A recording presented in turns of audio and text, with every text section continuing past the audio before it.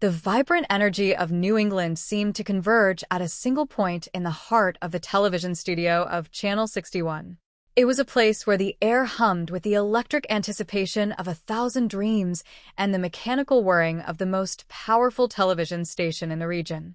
The studio lights, bright and uncompromising, bathed the stage in a golden glow that promised either stardom or the resonant, metallic clang of a gong. As the signature melody began to swell, a catchy tune that reminded everyone that sometimes a simple touch just is not good enough, the audience leaned forward. The show that everyone thought had retreated into the safety of the past was back with a vengeance, ready to transform an ordinary afternoon into an extraordinary spectacle of human talent and eccentricity. "Welcome to The Gong Show," the host announced, his voice carrying a warmth that invited the viewers to sit back, relax, and leave the worries of the world behind. The atmosphere was charged with a light-hearted spirit, a celebration of the unique and the bold. The first act to grace the stage was a duo that promised to redefine the art of dance. They were the masters of their own rhythm, athletes of the mechanical age who used their feet with the precision of legends like Fred Astaire or Tommy Tunes.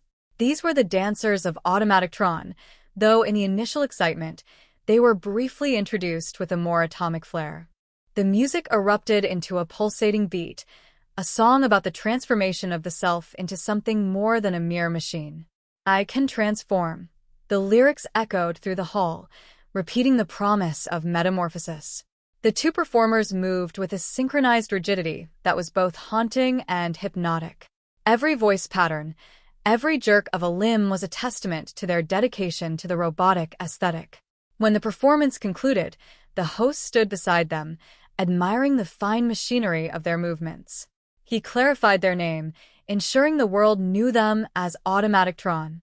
One of the performers, breathing steadily despite the exertion, explained that the name was not short for anything grander like a Trontometer or a Slavic surname. It was simply a tribute to the robot, the machine, the future. The panel of judges sat ready to deliver their verdict. In this arena, the scores could range from a humble 0 to a perfect 10. Marsha Warfield, known for her sharp wit and presence on Night Court, was the first to speak. Her eyes twinkled with appreciation as she looked at the men of motion. She declared that she needed a man with that kind of rhythmic energy and unhesitatingly awarded them a 10. John Matusak, the former football titan turned screen star, followed with a metaphorical flourish. He spoke of tall timbers, blue skies, and giant redwoods, a rugged landscape of praise that culminated in a score of 9.5. Jane Wiedlin, the vibrant musician with a new album titled Fur, shared the enthusiasm. She suggested that perhaps the duo could find a new rhythm in her own music before she held up a card displaying a solid 9. The host delved into their lives outside the spotlight, discovering that one was a computer operator and the other a salesman. They had sold their act perfectly to the audience and the judges alike. As the numbers were tallied, the sum of a 10, a 9, and another 9 brought their total to 28. It was a triumphant start to the afternoon, a digital victory in a computer age. However, the stage of the Gong Show was a fickle mistress. The next performer, Eddie Caruth, arrived with a simple pair of spoons and a heart full of hope. He perhaps dreamed of graduating to larger kitchen utensils like ladles or spatulas, but fate had a different plan. Before his rhythmic clinking could truly capture the imagination of the room, the heavy sound of the gong cut through the air. The host offered his sympathies as Eddie made his exit. Marsha and Jane, who had both played a part in the dismissal, reflected on the moment.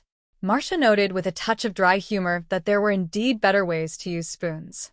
It was a gentle reminder that not every dream finds its home on a stage, but the courage to try was a value in itself. The host teased the audience with a promise of more, suggesting that those who had never experienced group therapy might find these upcoming acts a suitable alternative. When the show returned from its brief respite, it introduced Oscar Virgen, a man whose name was perhaps unfamiliar but whose presence was about to become unforgettable. Oscar began to sing a soulful tribute to a girl named Donna, but the melody was short-lived. The gong rang out again, a sudden punctuation to his performance. Marsha was the one responsible for the sound, and when asked why, She gave a mysterious answer. Donna told her to. The catch was that there was no Donna. She was a figment of the song, a ghost in the lyrics. Oscar, a cashier and a musician by trade, took the moment in stride. He left the stage with the host's well wishes, a brief star in the firmament of the afternoon. The variety continued with an act that had requested his own appearance on the show. Ramesh, an actor from the distant shores of India, stepped into the light. He carried with him an air of international mystery and a quiet confidence. He spoke of his work in movies, playing the role of an Indian with a sincerity that charmed the room. Jane Wiedlin noted that being on the show allowed her to discover new fashion hints, and she viewed Ramesh as a pioneer of the styles that would define the coming months. Though he was perhaps a bit early for his time, his presence added a layer of cultural richness to the proceedings. The comedy then took a turn toward the observational with Peter Chan. Peter introduced himself as a good driver, tackling the stereotypes of Oriental drivers with a series of self-written jokes. He spoke of the National Asian Speeding Association and the art of cutting people off on the freeway just to see the bewildered expressions of other drivers in the rearview mirror. He joked about ignoring stop signs to assert his dominance on the road. While Peter took pride in writing his own material, John Matusak found the jokes moved at the same pace as the slow-driving Peter described. Despite liking Peter as a person and admiring his attire, John delivered the gong. Peter, a computer programmer by day, was encouraged to go back to his programs, leaving the stage with a smile after providing a moment of lighthearted reflection on the quirks of human behavior. As the show reached its midpoint, the host welcomed back the celebrity panel, highlighting their recent achievements. Marsha Warfield was busy traveling the country, bringing humor and warmth to the masses. John Matusak was celebrating his first starring role in an action-adventure film titled Maximum Force. Jane Wiedlin urged everyone to seek out her new single, Inside a Dream, as soon as the camera stopped rolling. She also made a playful observation about the perceived cruelty of the audience, though she admitted that a certain edge was exactly what the show required.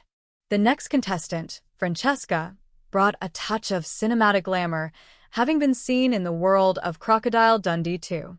She took to the microphone to sing a song of enduring love, her voice filling the studio with a powerful resonance.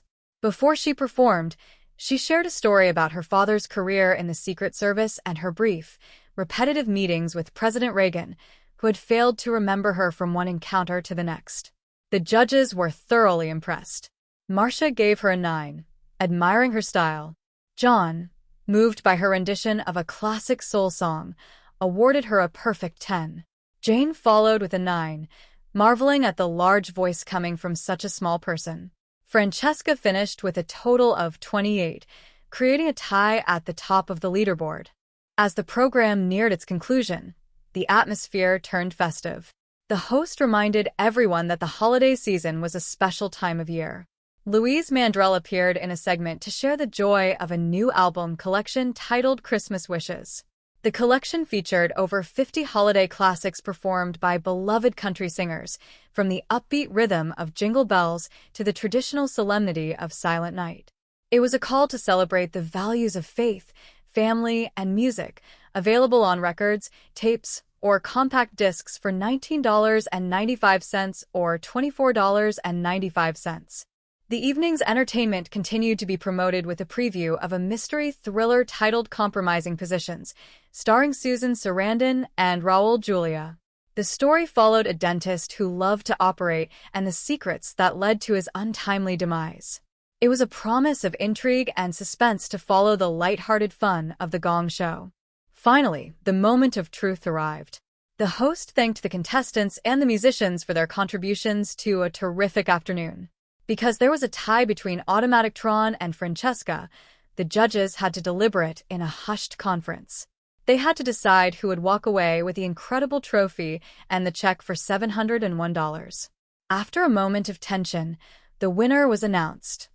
Automatic Tron. The men with the inflatable pants and the robotic souls stepped forward to claim their prize. As the credits began to roll and the music played one last time, the host bid farewell to everyone. The show had been a tapestry of humor, talent, and human spirit. For those with a weird or unusual act of their own, a telephone number was provided, inviting them to become part of the legacy. The broadcast day on Channel 61 continued with glimpses of the future, a promotion for a new facial treatment, a call for children to vote on important issues like pollution and homelessness through the Cheerios Kid Power election, and the promise of laughter with an upcoming episode of Three's Company. The day was a reminder that in the world of television, as in life, there is always room for a little more magic, a little more music, and a lot more heart.